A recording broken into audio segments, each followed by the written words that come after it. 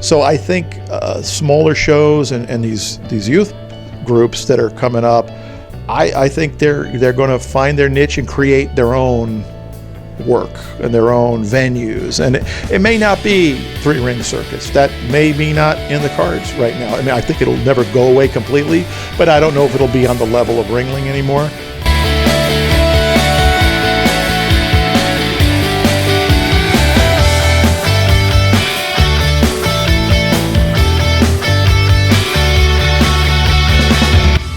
With the closure of Ringling Brothers and Barnum and Bailey, opportunities to clown in front of large arena audiences are shrinking. In the face of a rapidly changing circus environment, Greg DeSanto remains an optimist. I think clowning is never going to go away. The fact that the Ringling Brothers Circus closed is, it's a shame that something that was around for 146 years is not anymore. But by no means is the circus over, and certainly by no means is clowning over. That was just one venue, one aspect, one element, one place to perform. I think, everything I've done since Ringling has been because of my time on Ringling. So the 10 years I spent there were my foundation. But I would have never been able to do the Big Apple had I not done Ringling. I would have not been able to do a mud show had I not done Big Apple and done Ringling. So everything is kind of built on each other. So I think that's really important. So there's never been a bad gig. I've never looked back and went, I should have really never done that one. That was a big, you learn something. Even if it wasn't a great gig, you kind of went, all right, well, I'm never going to do that again. But yeah. Well, youth circuses have actually, obviously been around longer than people think, but they seem to have blossomed into their own, certainly within the last 20 years. Yeah, well, I think... To what extent do you think that's a good thing, and to what extent do you think it's going to be a disappointment to me? I hope it's not a disappointment. I mean, I think that there's possibly, with Ringling again going off the grid as a performance opportunity. Yes, that was a place that offered employment, a tour, a steady paycheck. Some circuses have gone away, like the Big Apple, and now they've come back. So other circuses are going off the road. Kelly Miller and others are doing great. Culpeper and Merriweather, they're doing banner business. So I think Ringling going away will, in a way, maybe kind of force smaller circuses and youth groups, youth circuses, to kind of reinvent themselves and rise to the occasion, because now there's this big gap. And Ringling was the mothership, I guess, of circus. It wasn't by any means the only circus or the best circus, or it was just the most known circus in many ways. So I think smaller shows and these youth groups that are coming up, I think they're going to find their niche and create their own work and their own venues. And it may not be three-ring circus. That may be not in the cards right now. I mean, I think it'll never go away completely, but I don't know if it'll be on the level of Ringling anymore. I think there'll always be good clowning. I think there'll always be good circus artists out there. Obviously, Cirque du Soleil is still going very strong, and they have a need to fulfill. They have a lot of work opportunities, so acrobats and aerialists and things are going to get funneled into them. Theme parks, there's still a lot of fairs, festivals. These things that I'm doing in China, these festivals are huge, and the Chinese love us. And now hopefully other countries will start celebrating that too. So I think there'll be always a place for them. I think they just might have to find it, and sometimes we have to create it. Ringling really did populate the circus world for 30 years. Ringling trained 1,297 people in 30 years of clown college, the brick and mortar clown college. They did continue a slight variation of a training program on the road, but the brick and mortar version of Clown College from 1968 to 1997 graduated a finite group of people. Some of those people have stayed in the profession. Some of them have gone on to win Tony Awards and Academy Awards and Emmy Awards and been astronauts and been authors and been Pulitzer Prize winners and Tony Award winners. And so many of them stayed in the entertainment field. So I think they will continue to, feed into the entertainment business overall. So that's a pretty amazing thing. For some people used to call Clown College a clone college or cookie cutter clowns because you can't produce a clown. I'm like, they're not producing clowns. They're preparing people for a professional clown career, but the clowns were already made. When you were there, you had to be a clown before you got there. They helped you with the look and the certain elements, but really that I seriously think it was the salvation of a professional clowning in America at the time when it started, in 1968. So where do you see clowning at now? And is your guess as good as any other? What do you think? And where's it going? I think clowning needs to be continually encouraged. I think young people need to be, if you see them, encourage them. I try to always, if I see a young clown performer, comic performer, I taught at Circus Smirkus, I taught at different youth camps and things like that. I just think it's the hardest of all the disciplines to really achieve. You can learn to juggle. It's a very tangible thing. If you can keep 3 balls in the air, you're juggling. Clowning is, you don't know. It's until you can rehearse it for days, until you get an audience. You don't know if it's going to work or not. And as a young person, a kid, they don't have a lot of life experience to draw from, so you really have to guide them and give them the confidence. I mean, and sometimes you do get a Ryan Combs who comes out the gate like gangbusters, and you're like, wow, this kid is 16 years old, and where did that guy come from? And then you realize, you hear his story, and I'm like, oh, you've been wanting to be a clown since you were 3. And you've got film of you and you're telling your dad, I'm going to be a clown and on the Ringling Brothers and Barnum Circus, and you're 5 years old. Well, you fulfill that, and now you're taking it to the next level for you. That's his, what he and Steve Copeland are doing now are, taking the clown, but they're making it into something that they hopefully will be able to sell as a business thing, so they could sell that. Obviously you want to get booked, so they're looking at it going, well, and they want to do it in their own way and be unique. So I think they both embrace the makeup element of it, but they also want to have the variety and the versatility of being able to work in makeup, out of makeup, which is again the sign of a good clown, because you don't need the makeup to be a good clown, and they've proven that time and time again. So as any of us that work, I can work in makeup or work out of makeup. I prefer to work in makeup because I like the certain iconicness of that, but I can certainly do it without the makeup. But that's just a personal choice.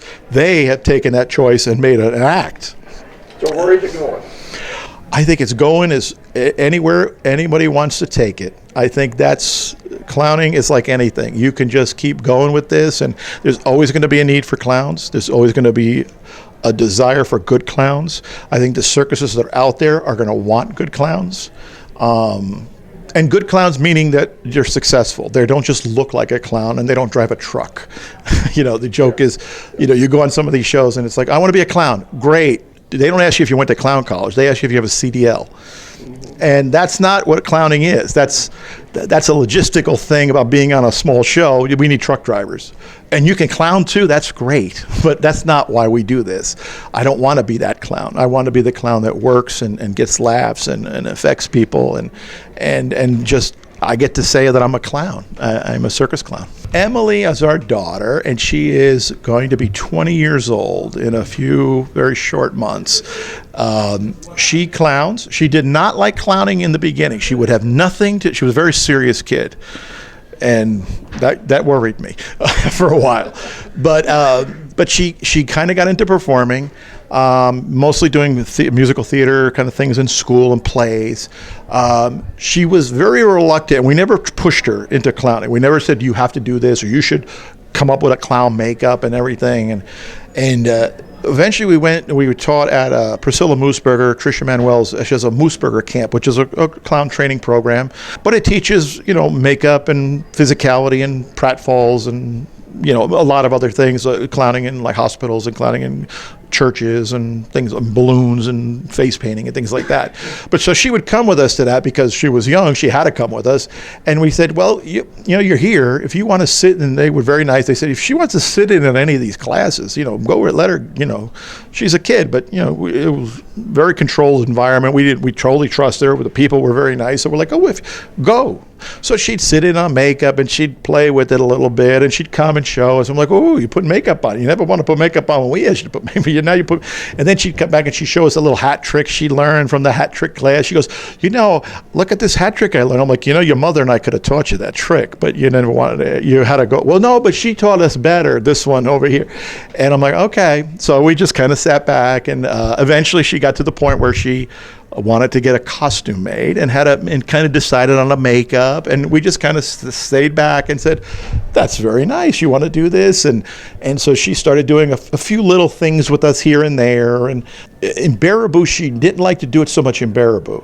She always said, you guys cast, this was I guess she was about 17, she goes, you cast a big shadow in this town, and I don't know if I can work in that shadow. And I said, wow, that's pretty astute for a kid. And I said, you know what, you're right. They know us, they know your mom, they know me, but you don't have to do it if you don't want to. So she would do the parades, with the circus parades and things like that. And people would love her. And she got to, they would take pictures with her. And then at one point when the Ringling show was in Rosemont, Illinois, they always play around November, a couple of the clowns, Ruth Chaddock and a few of the other clowns said, we'd always go see the show, and they go, Emily has a costume and makeup, right? And I said, yeah. She goes, would she want to be a guest clown on the show? And I said, well, I don't know. I'll ask her. So I asked Emily, do you want to be a guest clown on Ringling? And she goes, I would love to be a guest clown on Ringling. She goes, well, you're not going to be in makeup, are you? I said, no. Your mother and I are going to be in makeup. It'll be just you. Well, she brings her costume, she gets special permission from whoever and whatever, and she got to work the pre-show, the come-in or the adventure, whatever they called it back then. And we just stood back, and she worked, I'm thinking, here she is on the floor. I did a gag right where she's standing right now, because it's the same arena, the Rosemont Horizon. And, she's got a line of kids, and they're taking pictures with her, and she's a cute little girl clown, a white face and a full wig and pretty dress and a whole bit. And, people are like, excuse me, I want to get a picture with that clown. I'm like, okay, excuse me, don't push me out of the way. It's like, you'll get a picture after I get a picture with this clown. And she got to take a picture with the elephants. And it was like this great experience for her to get to do that. And we just were the proud parents in this. We weren't the clown parents, or we were just the parents. So yeah, she's likes doing it. She's in music business now in college in her sophomore year. She's studying. She's learning how to negotiate contracts. She looks at my Ringling contracts and goes, "You really signed this?" And I'm like, "Yeah, well, And she goes, "They had you guys over a barrel back then." I'm like, "I know, but there were 50 other people that wanted the job." And she goes, "I would have never signed this. You just." I'm like, "Well, I should have had you as an agent back then." But so she still sings, she performs, she still does some performance elements, but I don't know if she'll ever be on that level, but she certainly enjoys it. She has a wonderful voice, and we're very proud of her. And Baraboo called in 1998. 1998, we got a call from Baraboo, and they said, we are having a change in our clowning elements on the show. And we had submitted materials to them over the years, and they said, we come across your name again, and we're looking for a husband and wife clown team, and we know you from Ringling and Big Apple and all this other stuff. Is it spelled again? Or? No, this is a clown. This is the Circus World Museum. Okay. So this would have been Greg Parkinson, who was the director at the time. And so he he said, would you be interested in coming here to clown for the summer? Because Happy the Clown, Jimmy Williams, had been there for many years, and he had retired, and Bill McTell, Mr. Bill McTell, was there for a couple more years, and then he was retiring to another job. So there was an opening. And so he said, well, all right, maybe. And we were touring on Vidbell. And Karen had gotten pregnant at the end of Big Apple. We owned Big Apple. She got pregnant like the last month we were on the show. And then we went on Vidbell right after Big Apple, because Big Apple closes in the middle of the summer. So we were able to catch the last half of the Vidbell tour. So we knew we were having a baby in March. So we're like, well, okay, we could maybe think about that. And then Vidbell liked us. They said, well, would you want to come back for another tour? We're like, wow, I don't know if we can do this. Do I have a baby on a tour with no electricity and no water? And, it's kind of, I mean, it's one thing for us to do it, but to put a baby through that, I'm like, but then the circus world's calling us. Maybe we can do that. And because we don't know the first thing about being parents. I'm having enough trouble with the black water and the gray water. And never mind this changing diaper thing. So we said, you know what, maybe as much as we love working on Vidbell and the smaller shows, we said maybe this would be a good way to kind of introduce ourselves to parenthood and kind of get the hang of that thing of babies. And so Emily was born March 5th, and we March 5th, 1998. And we went to Baraboo, I think the last week of April. So she was about 8 weeks old when we showed up in Baraboo with our truck and a trailer and an 8-week-old baby. And so we worked there the summer. We had some help, watching her and figuring this whole baby thing out. And then we went back to New York, where we continued to work on small shows and little dates and things. And we just kept coming back to Baraboo. They kept inviting us back. So it was 5 years. We kept coming back. On the 5th year, Emily was 5, and we went, oh, she's got to go to school. What do we do? So we're like, if we go back to New York and then we're out on these dates and she's going to take her in and out of school, and I don't know if that's going to work. And then Circus World came to us and said, we're looking to expand our education and outreach department, and would you two consider staying on full time, work here in the summer as clowns, but in the rest of the year, also as clowns, go to schools and do promotions for Circus World Museum and the history of because it's owned by the State Historical Society. So they said, well, you could have actually a year-round job with health benefits and blah, blah, blah, and all those good things that suddenly become very important when you have a baby. And we went, you know what, that's where we should go. So we signed on for that, moved from New York to Baraboo, and bought a house. And we enrolled Emily, and she started kindergarten. And next thing I blinked, and she graduated high school. And I'm like, what did that happen? And now she's at college, and she's really lived in Baraboo 15 of her almost 20 years. This is the last question now. I haven't asked you about your particular type of makeup and how you have worked with that and why you worked with it over the years. My particular type of makeup is I'm an Auguste clown. Of the three types, the white face, the Auguste, and the character. I'm an Auguste type, and I think that really I was probably most influenced by Lou Jacobs in that sense. At Clown College, they would always encourage us every day to try a different type. So there would white face day, and we'd all put on white faces. And then there was character day, we'd all put on tramp clowns. And they'd say, don't get so used to that, because the Felds don't really care so much for the tramp clowns anymore. It's not kind of that style. It's sort of, after Otto Griebling and Emmett Kelly, kind of really, they didn't want as they used a few of them, but not.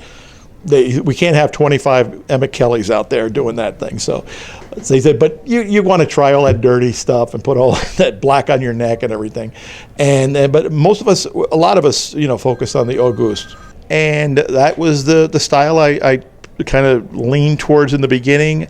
The first day we did makeup in Clown College, we all did white face.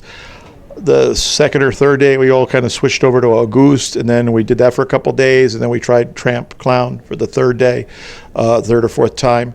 And I have a picture of me, probably the fourth or fifth day, in a version of what I wear now. So I kind of found it fairly quickly. Tell me about the August character, though. Well, the August character, the word August, it's derivative of a German slang word, which kind of means silly, from what I've always been told. It's, I think it was always the most slapstick of the clowns, the most physical.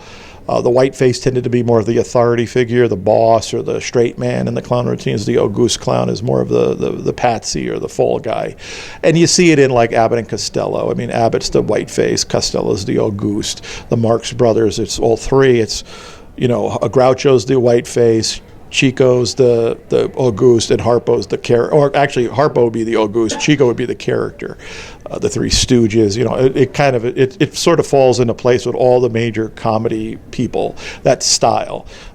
So I think, and we always heard later on that the Felts favored Auguste clowns, maybe a little. They were the more colorful. I mean, white faces were very pretty. A lot of the girls, a lot of the females did the white face, but not. There were a lot of men who did it too.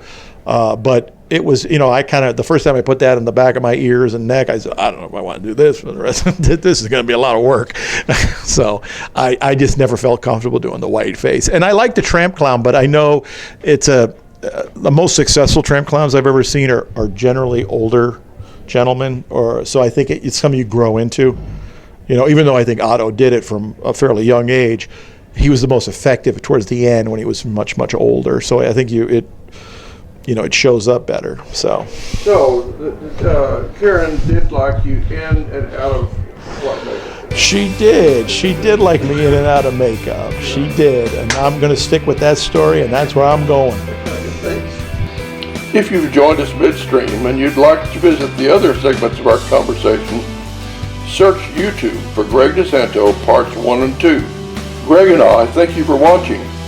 From Plainville, Connecticut, I'm Lane Talbert. See you down the road.